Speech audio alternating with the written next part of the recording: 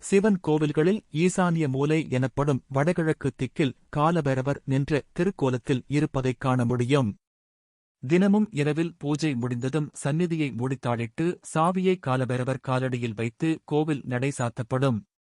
மறுநாள் காலை கோவில் திறந்ததும் காலபைரவரை பூஜித்து சந்நிதியை திறப்பது சிவாலய முறையாகும்.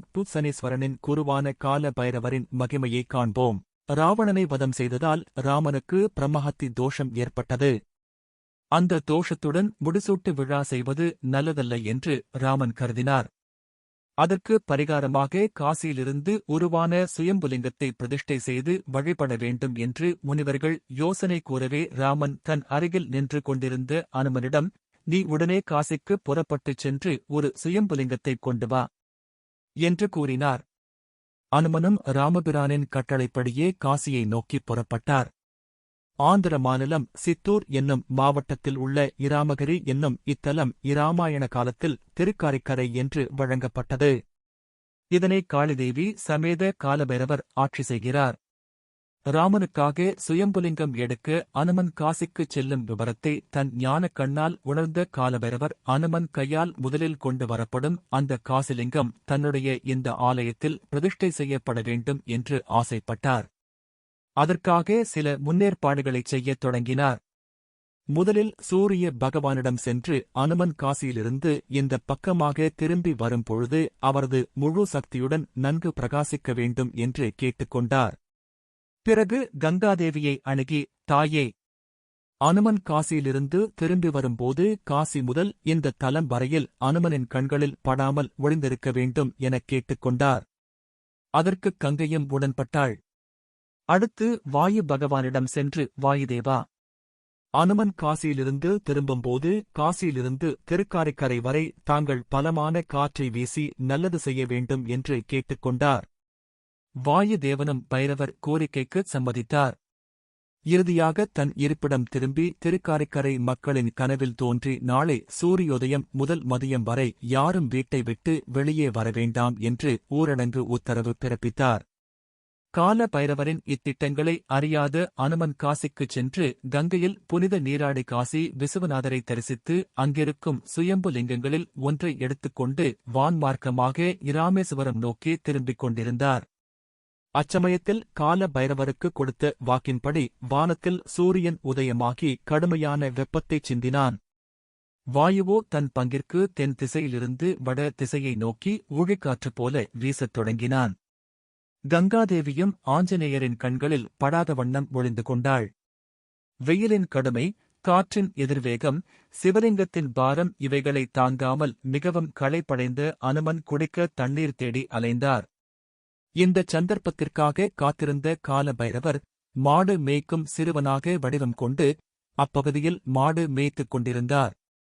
அனுமனும் அந்த சிறுவனை அழைத்து, "தம்பி, எனக்கு மிகவும் தாகமாக இருக்கிறது. தண்ணீர் இருக்கும் இடத்தைக் காண்பிப்பாயா?" என்று கேட்டார். சிறுவனும் அனுமனை சிறிது தூரம் அழைத்துச் சென்று கங்காதேவியைத் தோன்ற நினைத்துக் கொண்டார். அவரின் விருப்பப்படியே கங்காதேவி அருணா நதியாக சிறிது தூரத்தில் ஓடத் தொடங்கினாள். காளிங்க மடுக்கரையில் அருணா நதியைக் கண்டு மகிழ்ச்சியடைந்த அனுமன் அந்த மகிழ்ச்சியில் கையில் வைத்திருந்த சிவலிங்கத்தை சிறுவன் வடிவிலிருந்த கால பைரவரிடம் கொடுத்து தான் தண்ணீர் அருந்திவிட்டு வரும் வரை அதனை வைத்திருக்கும்படி வேண்டினார். சிறுவனும், "ஐயோ, நானோ சிறுவன், அதிக நேரம் இந்த பாரத்தை கையில் வைத்திருக்க இயலாதே" என்றான். அனுமனும், "உனக்கு சிரமம் தெரியாதிருக்க வரம் தருகிறேன்" என்று சொல்லி காளிங்க மடு அருகினில் நீரிருந்தச் சென்றார்.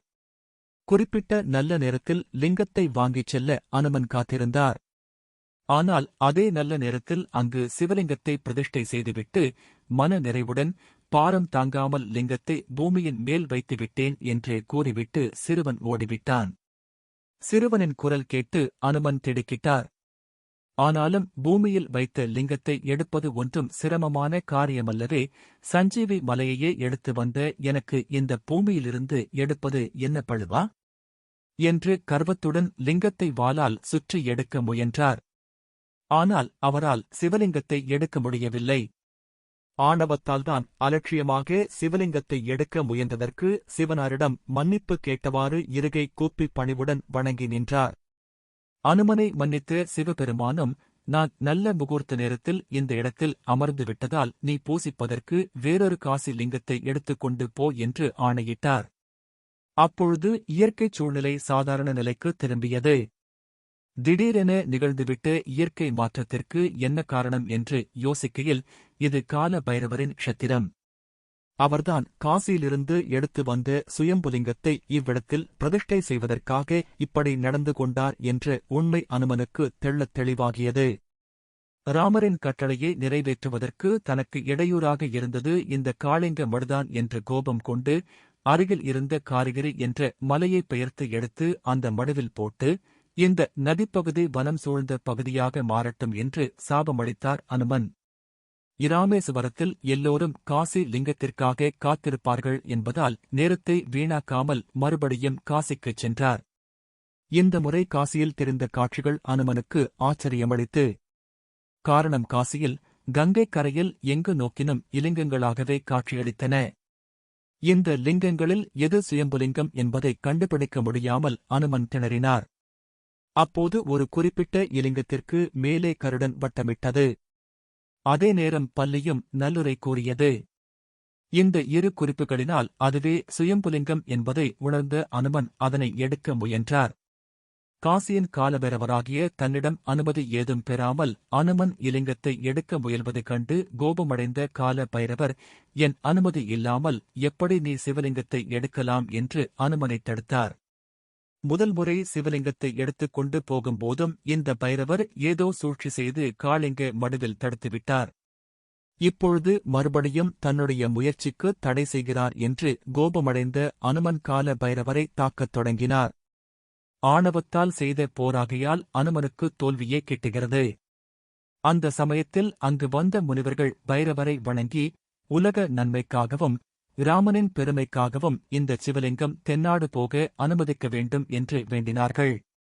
அனுமனும் விரைவாக எடுத்துச் செல்ல வேண்டுமென்பதாலேயே அவரின் அனுமதி பெறாமல் சிவலிங்கம் எடுக்க முனைந்ததைக் கூறி மன்னிப்புக் கோரினார். கால பைரவரும் மகிழ்ச்சியடைந்து சிவலிங்கத்தை அனுமனுக்கு கொடுத்தனுப்பினார். தன் அனுமதி பெறாது இலிங்கத்தை எடுக்க முயன்ற அனுமனுக்கு துணை புரிந்த கருடன் காசி நகர எல்லைக்குள் பறக்கக்கூடாது என்றும் சுயம்புலிங்கத்தை அனுமனுக்கு உறுதி செய்த பல்லிகள் காசியில் இருந்தாலும் ஒலிக்கக்கூடாது என்றும் கால பைரவர் சாபமிட்டார். அவரின் அந்த சாபப்படியே இன்றும் காசியின் நகர எல்லையில் கருடன் பறப்பதில்லை. அங்கே பல்லிகளும் ஒலிப்பதில்லை. கால பைரவரின் மகிமை தொடரும்.